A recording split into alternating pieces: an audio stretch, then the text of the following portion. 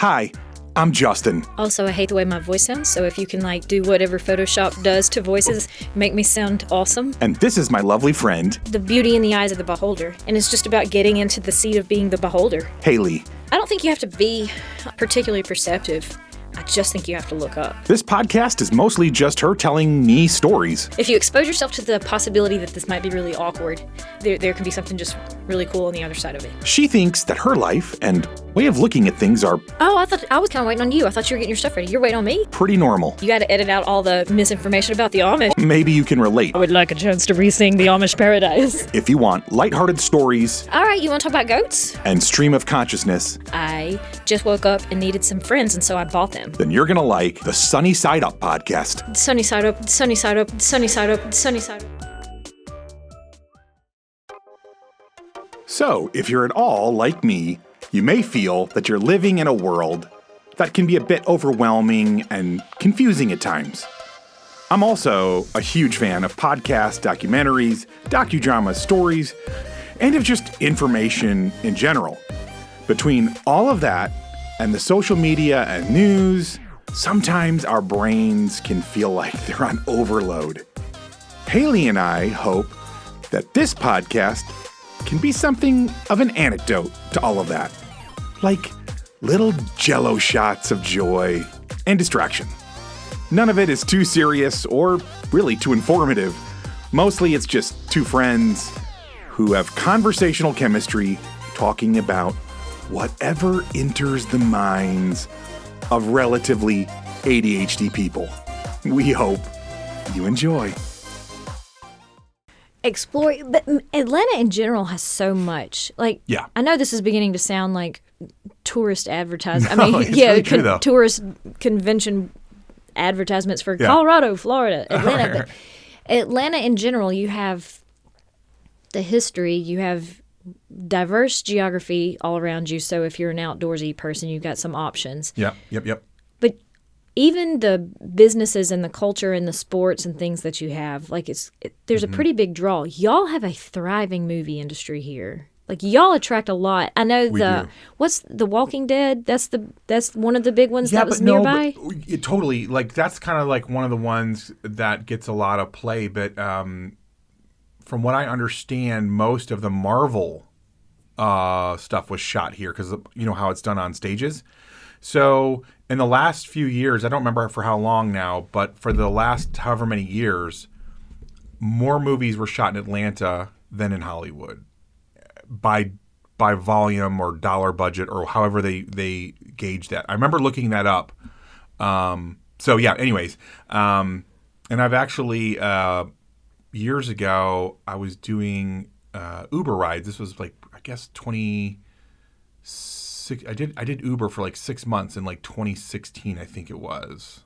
Early 2016, maybe late. I think it was late 15 to early 16 for 6 months. Anyways, but yeah, I picked up a couple actors and I picked up quite a few producers and a lot of the grips and all the people sort of around the movie industry. Yeah, it's definitely if you're an actor, Atlanta's a pretty hopping place to be. Have you ever thought about being an extra in some of those? I mean, if you could be in the background of some of the Marvel movies, big flex. Big flex. That would be so fun. It actually would be. I thought about it and I flirted with the idea and as with most of the ideas that I flirt with, I don't actually do them. Yeah. I procrastinate and Flirting, then they not fade. courting. I know. I gotcha. God dang it. Well, it's not off the realm of possibilities. Yeah. We did the extras thing just for fun. Mississippi doesn't attract nearly as many movies, but we have a few. And Chadwick Boseman was starring in a film that was... Which movie? This was a James Brown biopic. So there was a James Brown movie that was being filmed in Mississippi, and Side note, you get when I was picking up people that were either actors, producers, directors, cameramen, blah blah blah blah blah. It's really interesting. They will, because it's just the two of you in a car or whatever. They'll give you the lowdown on who are great to work with and who are douche bagels. And Chadwick was one of those guys that was known as like he's an actual good dude. Like people loved him. 100% believe that. People loved him. Like he was. I remember I asked about a lot of people, and most people are exactly who you want them to be. There was a few surprises of like people that you thought would be pretty cool and funny, and they're actually like not cool at all. But Chadwick he's the real deal, or was, unfortunately. I know he's passed on to a better place, but I'm glad to have that confirm the things I already knew in my heart. That's right. But I filmed a scene with my brothers. It was like a concert scene. And so Chadwick Boseman came on stage and acted like he was James Brown in a concert. We were all dressed in the 1960s outfits, and it was an auditorium full of people. Dang. And our job was to stand on our feet and scream like we were at a James Brown concert. Yeah. So every time he would run out, sing a couple lines, jump into, like doing jump splits, doing the whole dance, everything. And then they would do cut and then take again, over and over. How many times do you guys have to do that? For about 4 hours, just take after take after take. It was fantastic. He never slowed down. He never stopped. He gave as much energy with each effort as he did from the beginning. And I'm like, I will never watch a movie the same way again if this is what it takes, because it was incredible. Yeah. Wow. What a cool experience. It was so fun. I was at a James Brown concert. Yeah. And I was nowhere near the front. Like, my outfit was the wrong year of the 60s to land me at the front. One of my brothers ended up within the first couple of rows, and I think if you look hard enough, you might can see him in one of the... If you go frame by frame, you could probably find him in the audience. Okay. Yeah, the other brother was somewhere kind of in the middle. But whenever I got home, I got an email, and they said, hey, you have kids. Could you come back and bring your kids? And I'm like... Sure. Yeah. Well, this time, instead of showing up with a group of a couple hundred people in our costume and just kind of like being shepherded around, this time they said, meet us here at costuming at, 4 a.m., 5 a.m. And they bussed us to the location, and they did our hair, they did our makeup. We got to do, and they put the costumes on us. Like, it was real. It was a real movie experience. That's so neat. It was Hayley. super cool. And we go to the set, and it's a scene where Chadwick Boseman is acting like he's Santa Claus on the steps of his house, and he's giving out candy to the neighborhood kids, saying Merry Christmas, Merry Christmas, Merry Christmas, as we come one by one up his sidewalk. And we had to do that take a couple of times. So, I mean... Wait a minute. Okay. I think maybe I did see a clip then of you and Katie. Well, you wouldn't have seen us in it because we got to do the filming. We got to be there for it, but after we left, we realized that scene was added because so the producer of that film also produced The Help. Did somebody take a video or something? Well, we took photos of ourselves, but the producer of that film, or maybe it was the director, also did The Help, which was filmed in Mississippi. Right. And Catherine Stockett wrote The Help, and maybe because they're friends or buddies or for whatever reason, they wanted to put her children or her grandchildren. I don't know how old she is. So there was somebody in her family that they made this scene so they could put her kid in this film, kind of just as a tribute to, hey, we made that other film together, so come be a extra in this one. Cool. So this scene was for her. The kid was in front of us, and then the children, well, she was two people in front of us. The people behind her got called back later and said, we need a scene with James Brown's kids, and y'all kind of fit the profile. Could y'all be in this subsequent scene? And therefore they had to cut the imaging right behind that kid's face so that it didn't show James Brown obviously wouldn't be saying Merry Christmas to his own children in the line of neighborhood kids, so they had to cut it right behind, which is why in that frame it zooms in so close to that one child's face. They wanted to make sure they got her in the film, but it cut all of us out. Dang it, Jimmy. We were this close. It was not the Marvel film. You could have been in one of his Marvel movies. I wonder, I don't know where they filmed the first Black Panther. I don't either, but I'm betting, the guy, so when Micah proposed to Reagan, one of our friends who had moved to Florida, speaking of Florida, sweet friend, she gave us she was like, hey, there's this other guy named Micah who I used to live with in this apartment complex, which had side note, great amazing view of Atlanta at night when you go up on the roof. But she's like, hey, I know this guy named Micah, and if you hit him up, maybe he'll let you into the apartment complex and you guys can get up on the roof with the amazing view, and then our Micah can propose to Reagan. So it was amazing. So I got to meet apartment Micah, who indeed like got us the pass and let us get up there and get in place so that Reagan, who thought they were just going to do, her and Ollie and a couple other people were just going to do pictures up there, and then behind this door we all came bursting out and Micah ran over and proposed. It was amazing. Whatever. Okay. Point of the story is Micah is an art Apartment Micah? Apartment Micah, yes, thank you. Apartment Micah works in the movie industry, and he does like set decorations, and he's an artist, so he would like paint walls, and I think he also did some carpentry, like built stuff, but mostly like painted a lot of the background stuff. And anyways, long before Black Panther 2 came out, when Micah was proposing, I'm hanging out with Micah, and on his phone, he is showing me like all these amazing behind the scenes things. What a cool job. Oh, so cool.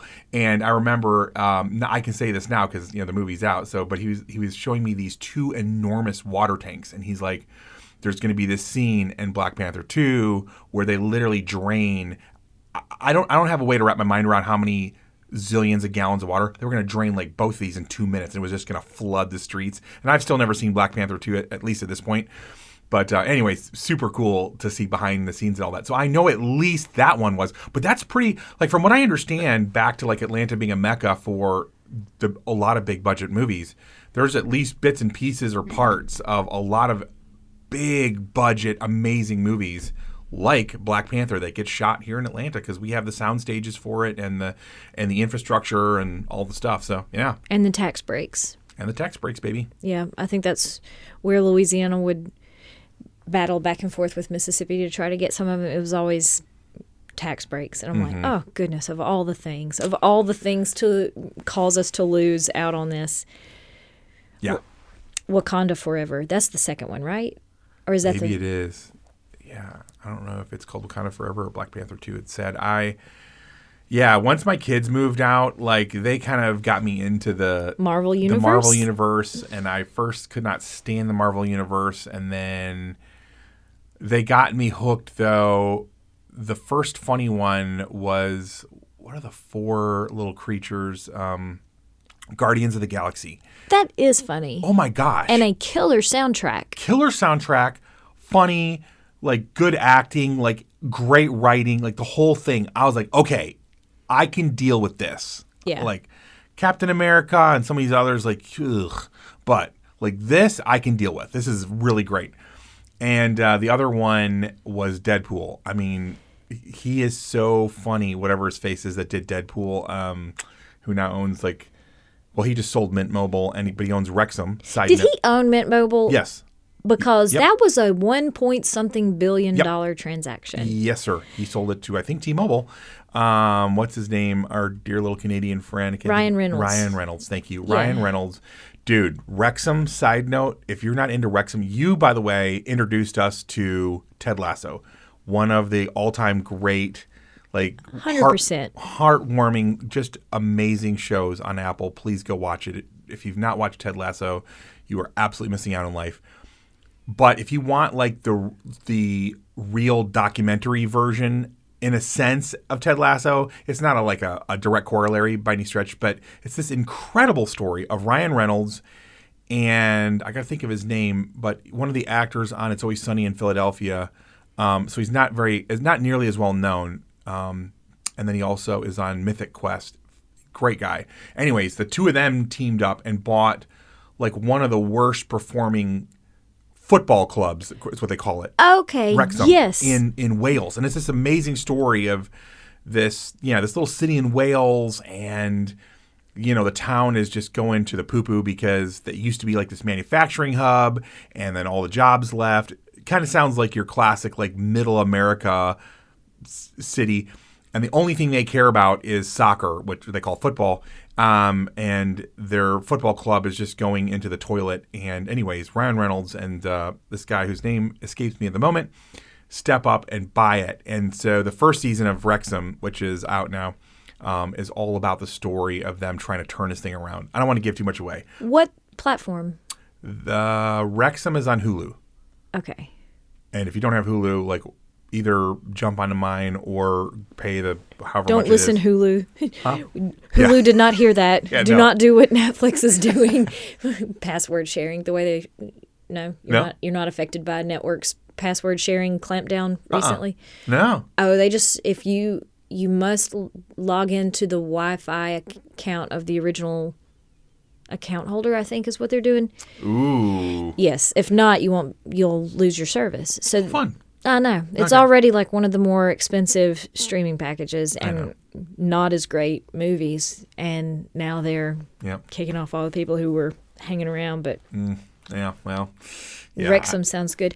Wrexham's Ryan Reynolds is amazing. intriguing because He is. he invested. He's got the gin company. Yep. He's got the American something or other. aviation. Aviation. Yeah, Yes. aviation gin and then with the Mint Mobile, like, dude has invested wisely. That's incredible wealth. Incredible wealth, like generational wealth he created. And he's really not that old yet. Like, can you imagine, like, if he keeps up at this level for another, like, 20, 30 years or 40 years, or I don't know how old he is. I assume he's got to be in his 40s, I would think. Yeah. So, yeah, it's incredible. Yeah, and he's just, like in Deadpool, like he's always kind of got that sense of humor. I don't know. He's just got such a fantastic sense of humor. I love that sort of self-deprecating. Yeah, there's just something about him. He's a universally beloved guy. Another one of those guys, by the way, when you talk to people that are in the industry, they're like, he is exactly what like he the seems Ryan to Reynolds be. that you see is the Ryan Reynolds that you get. Like that's the real Ryan. In the high school kids are talking about who their celebrity crushes are, and the Yeah. boys and the girls unanimously support Ryan Reynolds. It's Yeah. really kind of funny because like even the hetero guys Oh, yeah. are like, If oh, I no. had to go gay, I'd go. Yeah, Yeah. He's on my list. Yeah, Universal appeal. Yeah, He's a funny 100. guy. 100%. Hello, lovely friends. Thank you so much for hanging out with us. And it would mean the world if you would tell other people about this podcast and maybe even spam your social media accounts with just how much you're enjoying it. If you are, of course. Also, commenting and rating us on whatever platform you're downloading or streaming from is incredibly helpful to a little startup podcast like this one. On the other hand, if you are dissatisfied with your listening experience, please leave all of that hate on someone else's podcast. Just maybe to confuse them a little bit, right? But most of all, we hope you keep looking up and looking for the sunny side of life.